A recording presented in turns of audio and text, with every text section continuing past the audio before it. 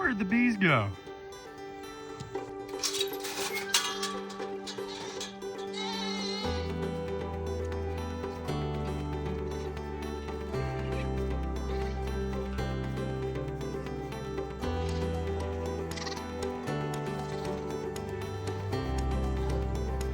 Where'd the bees go? So we got some bad news on the hobby farm, and I think you can kind of guess what it is, given the fact that I'm sitting next to the hive without a suit. So it's currently mid-September, and usually August is a bad time for beekeepers, especially difficult for the bees themselves. It's a period of time called a dearth, where there's not many things flowering. They need a lot of food, like the pollen. So we're gonna open this hive up and check a little bit more. And now Merle can eat in front of the hive without getting stung. So I guess there's one benefit to this, but I think mainly just for Merle. Okay, buddy, can I get up? So if you're wondering what the strap is for, that's to keep the hive itself secured to the level base here in case of wind doesn't knock over. Let's open it up.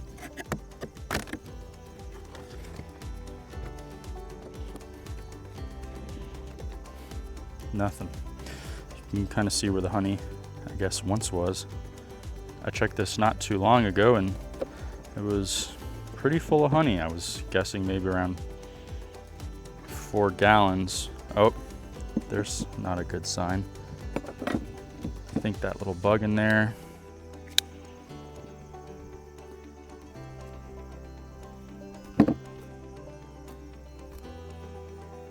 That can't be good.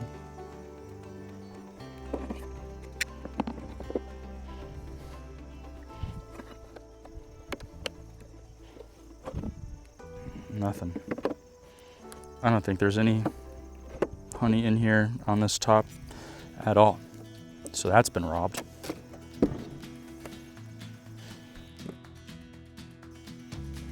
So there's a wax moth. These little guys will tear up the wax and lay a trail of excrement. Not good. Go ahead and get rid of that guy. You can see on this side that trail of excrement that they leave behind. There's another one. There's a honeybee. Probably not one of ours. Probably looking to see what's around to steal.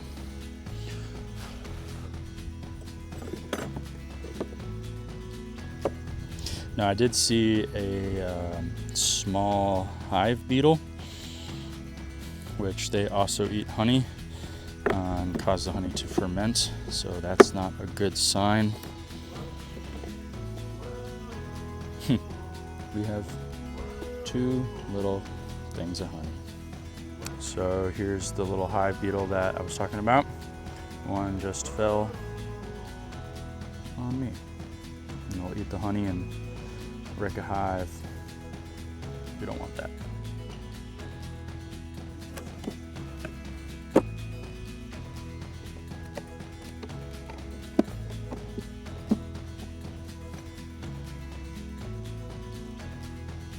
Nothing.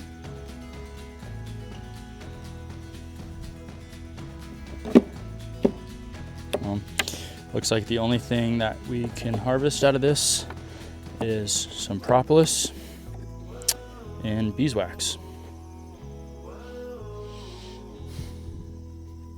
I guess there's some bread, bee bread in there. So the propolis is the glue that the bees make from tree sap, and they use that to fit around all the frames here to glue them together so they stay nice and tight. Seems to be a lot of propolis.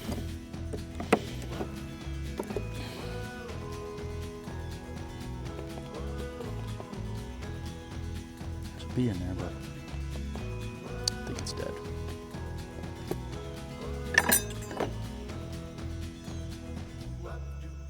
Yeah.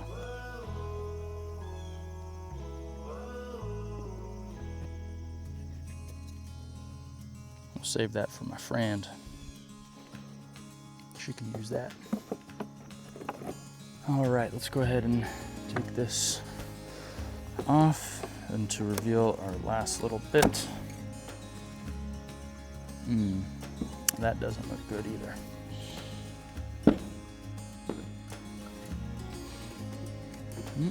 There's a little lizard, a little skink. Y'all see that? Bees are dying at alarming rates, and one of the biggest enemies is something smaller than a grain of rice, the varroa mite. This tiny parasite has become one of the greatest threats to honeybees worldwide. Varroa mites, or Varroa destructor, feed on the bee's fat. Think of it like a tick, but for bees. Once they infest a hive, they spread quickly, weakening adult bees and even developing larvae. These mites don't just weaken bees directly, they also spread deadly viruses like deformed winged virus, which leaves bees unable to fly or forage. Colonies collapse when too many bees are sick and die. To make matters even worse, mites reproduce inside brood cells, where baby bees are raised, which means every new generation of bees could already be infested before they even emerge. Over time, an unchecked mite population can wipe out an entire bee colony. This is not what we believe happened to the hive, since we just did a mite check in August and saw no signs of mites. We believe this hive swarmed and found a new place to live. Come here, chickens. A swarm happens when the hive gets too crowded. The queen and the colony leave to find a new home. A swarm is one of the wildest but coolest sights in beekeeping.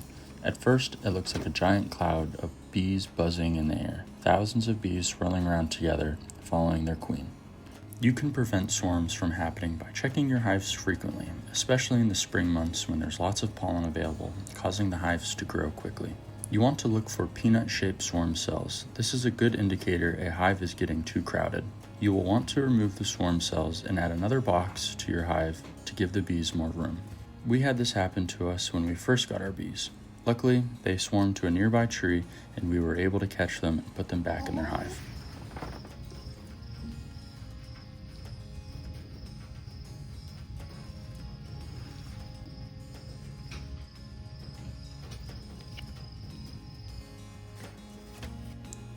Right here, you can see I'm removing the comb from the frames, which later will be turned into beeswax. Over time, your frames can get built up with propolis and wax. This can cause issues with frame alignment in the hive. If you're reusing your frames, it's a good idea to scrape them down so that they're clean and ready for the bees to use again. Usually, I leave the comb intact and put them back into the hive after extracting honey. But in this scenario, we're going to clean them out. If they sit around too long, they begin to deteriorate and host many pests like hive beetles and wax moths. The tools I found to be most helpful are pretty simple: a hive tool or scraper and a bucket for collecting the spent comb. I usually start by scraping the spent comb straight off the frames into a bucket. There are little wires that need to be taken out. These are a part of the initial wax foundation that fit into the frames to help the bees get started. You don't have to get it perfectly spotless. Once you put it back in the hive, the bees will take care of the rest. But I try to remove any big chunks or thick areas that build up around the sides. Beeswax is really useful. You can melt it down and use it for candles, lip balm, and even make wood butter, which is a 4-to-1 ratio, 4 parts mineral oil to 1 part beeswax. We make that and we sell it on our website. I use it to condition cutting boards and hydrate leather goods like work boots. I even put it in my beard. It's one of those great byproducts of beekeeping. I'm no beekeeper expert, but after doing this for a few years, I picked up a thing or two.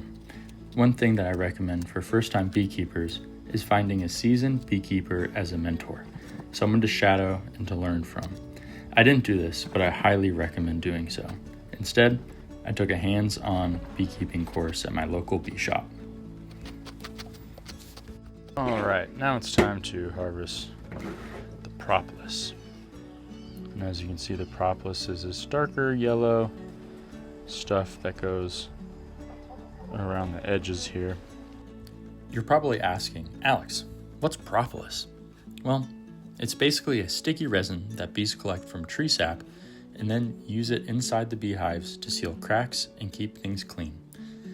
Beekeepers sometimes call it bee glue. It's loaded with antioxidants and has natural antibacterial and anti-inflammatory properties. When you're cleaning out your hive or scraping frames, you'll usually find little chunks of propolis. Instead of tossing it, save it in a jar. Even small amounts add up. Nice, that came out in one good scoop. We're gonna put it in our propolis jar.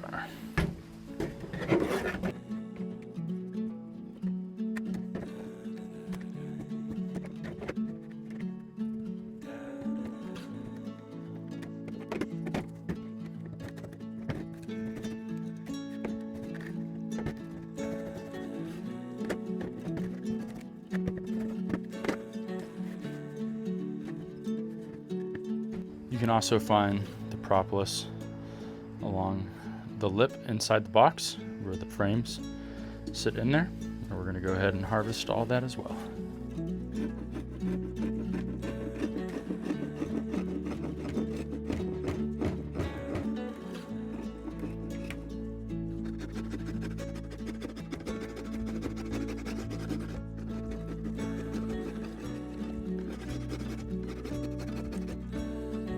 With that propolis, we make tinctures. And to make those tinctures, you want about 1 part propolis and about 2 parts alcohol. Just break the propolis into small pieces, put it in a glass jar, and fill that jar up with cheap vodka, 100 proof. Then let it sit for about 2 to 4 weeks. Give it a shake every couple of days. Over time, the alcohol extracts all the good stuff. Then once it's ready, pour the liquid into little dropper bottles. At the end, you might want to strain it. That's it. You've got yourself propolis tinctures.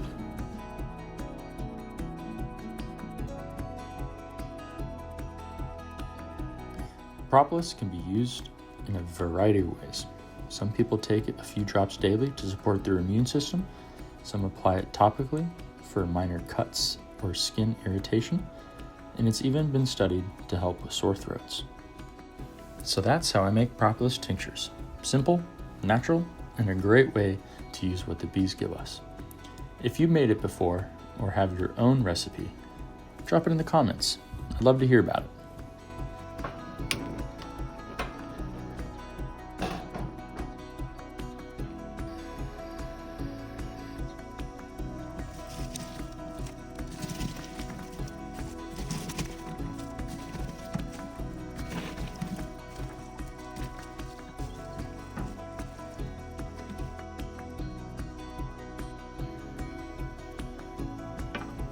You can help save the bees by supporting local beekeepers, planting pollinator-friendly flowers, and reducing pesticide use.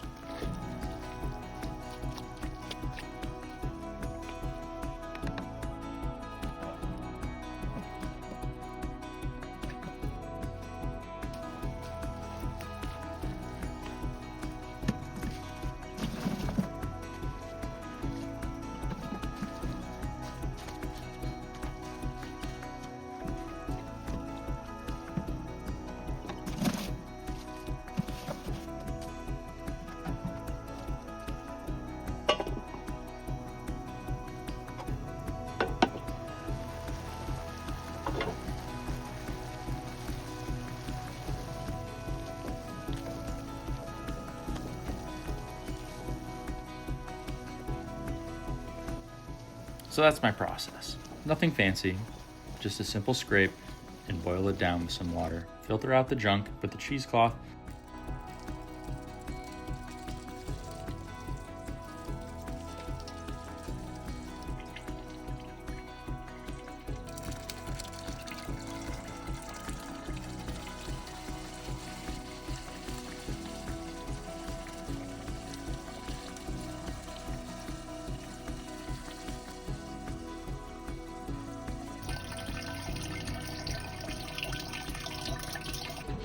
And once the water and wax mixture cools down, you're left with a wax disc. You can save that for later. After all that work, we're left with about 4.5 pounds of beeswax, which we'll save for later to make our wood butter. Beekeeping's not for everybody. Be prepared to be stung. It's not that bad. The one thing that is intimidating is the upfront cost for all of your equipment. You got your bees, your suit, your tools, your honey extractor, supers, frames. That can run you about $800 to $1,000. I hope you all enjoyed that video. If you liked it, give it a thumbs up, leave a comment, share it with a friend, and don't forget to subscribe. Peace, y'all.